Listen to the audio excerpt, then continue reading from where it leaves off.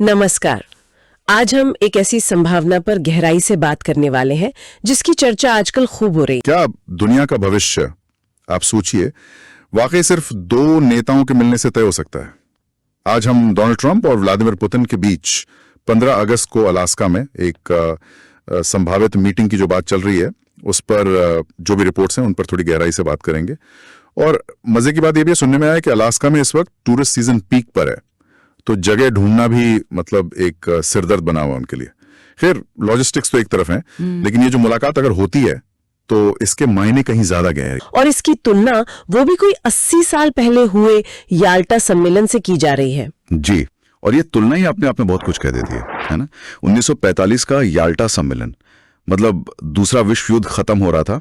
Crimea में 3 बड़े नेता मिले थे, अमेरिका के रूजवेल्ट, ब्रिटेन के चर्चिल और सोवियत संघ के स्टालिन। हाँ, और उन्होंने मिलकर दुनिया का नक्शा ही बदल दिया था। एक तरह से युद्ध के बाद की दुनिया कैसी होगी ये तय किया था। बिल्कुल, लेकिन उसका एक अहम और कह सकते हैं विवादास्पद पहलू ये था कि कई छोटे देशों का भविष्य, खासकर पूर्वी यूरोप के देशों का, उनकी गैर मौजूदगी में तय हो गया। और वो सोवियत प्रभाव में चले गए बिना उनकी मर्जी जाने। जी हाँ, और यही चिंता आज फिर से सामने आ रही है लगभग 80 साल बाद। अमेरिकी मीडिया में रिपोर्ट्स हैं, कुछ अंदरूनी सूत्र भी कह रहे हैं कि ट्रंप और पुतिन के बीच एक बड़ी बैठक की तैयारी चल रही है। और एजेंडा भी काफी अहम बताया जा रहा है, जैसे सीरिया का आगे क्या होगा, यूक्रेन संकट का कोई हल निकलेगा, रूस और पश्चिम के बीच जो तनाव है, और मध्य पूर्व में शक्तियों का समीकरण कैसे बदलेगा, एशिया में चीन का बढ़ता प्रभाव, ये सब मुद्दे में इस पर हो सकते हैं। और आधिकारिक तौर पर क्या कहा जा रहा है व्हाइट हाउस या क्रेमलिन से? देखिए, सीधे तौर पर तो बहुत कुछ नहीं, लेकिन जो संकेत मिल रहे हैं वो यही हैं कि दोनों पक्ष इसे ऐतिहासिक बनाने की कोशिश में हैं। ट्रंप शायद इसे रूस के साथ रिश्तों में एक नया मोड़ या नया अध्याय लाने के मौके की तरह देख रहे हैं। शायद अपनी पिछली मुलाकातों की तरह ही। हाँ, कुछ वैसा ही। और पुतिन के लिए ये शायद वैश्विक स्थिरता में रूस की भूमिका को फिर से मजबूत करने का और शायद पश्चिमी प्रतिबंधों से कुछ राहत पाने का भी एक रास्ता हो सकता है। लेकिन यहीं पर वो याल्टा वाली चिंता फिर से सिर उठाती है ना। बिल्कुल।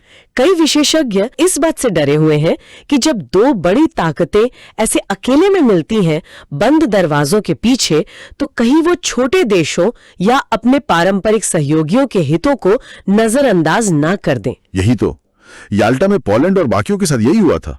उनकी सीमाएं, उनकी सरकारें, सब पर उनकी मर्जी के बिना फैसले हो गए। तो क्या आज यूक्रेन के साथ ऐसा हो सकता है कि उसकी संप्रभुता पर कोई समझौता हो जाए? ये एक बहुत बड़ा डर है।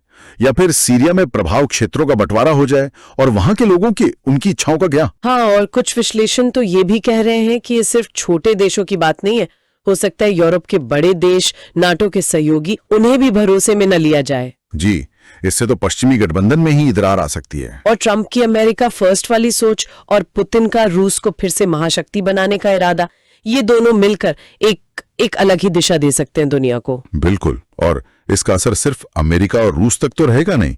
अगर ये बैठक होती है और इसमें कोई बड़े फैसले होते हैं तो पूरी दुनिया पर असर पड़ेगा। हाँ, मध्य पूर्व के तेल बाजार हों या एशिया के समुद्री रास्ते, अंतर्राष्ट्रीय व्यापार, सब कुछ। हो सकता है कि जो वैश्विक संधियां हैं या जलवायु परिवर्तन जैसे मुद्दे हैं वो पीछे छूट जाएं। और भारत के लिए इसके क्या मायने हैं? भारत के लिए स्थिति और भी ध्यान देने वाली है। यूक्रेन युद्ध का नतीजा सीधे तौर पर भारत के रूस के साथ जो रक्षा और ऊर्जा संबंध है उन पर असर डालेगा। अगर रूस पर पश्चिमी दबाव कम होता है तो क्या भारत को सस्ता तेल और रक्षा सौदे पहले की तरह मिलते रहेंगे? ये सवाल है, अहम सवाल है। और फिर एशिया में शक्ति संतुलन की बात है। अगर अमेरिका और रूस, मान लीजिए, चीन को साधने के लिए आपस में कुछ तय करते हैं, तो उसका भारत की विदेश नीति पर क्या असर होगा? चीन के साथ हमारे रिश्तों पर क्या असर होगा? क्या भारत को अपनी गुटनिरपेक्षता की नीति पर फिर से सोचना पड़ेगा? ये बैठक भारत के सामने नए विकल्प भी ला सकती है और कुछ रास्ते बंद भी कर सकती है। सही कहा। तो ये सिर्फ दो नेताओं की एक मुलाकात भर नहीं है, इसमें पूरी वैश्विक व्यवस्था की दिशा बदलने की ताकत है। इतिहास हमें याल्टा से यही सिखाता है कि ऐसे शिखर सम्मेलनों के नतीजे अक्सर बहुत दूर तक जाते हैं और कई बार ऐसे नतीजे आते हैं जिनकी उम्मीद भी नहीं होती और उनका असर पीढ़ियों तक महसूस होता है। सच कहा। अब सवाल ये है कि क्या ये जो संभावित बैठक है ये दुनिया को ज्यादा स्थिरता देगी जैसा इसके समर्थक कह रहे हैं, या फिर ये नए तनाव, नई गलतफहमियां और गुप्त सौदों का एक नया दौर शुरू करेगी? इसका जवाब तो खैर वक्त ही देगा। हाँ, वो तो वक्त ही बताएगा। और आखिर में एक सवाल सोचने के लिए छोड़ जाते हैं। क्या आज की इस जटिल दुनिया में जहां इतने सारे देश हैं, इतनी सारी ताकतें हैं, क्या वाकई सिर्फ दो नेता मिलकर पूरी दुनिया की दिशा तय कर सकते हैं?